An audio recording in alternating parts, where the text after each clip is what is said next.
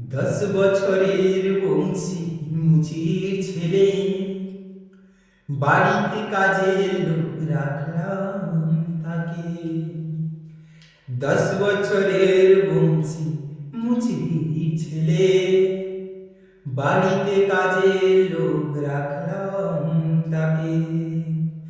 আমার শ্রীমতী বলল শুনে, ও যেন ঠাকুর ঘরে কখনোই না ঢোকে।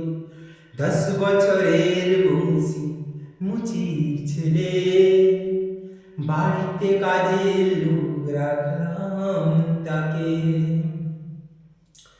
বললাম ফেলে দাও আজে বাজে জাতের বিচার, চললাম আর কাছে শ্রীমতী যে দিল ঝংকার।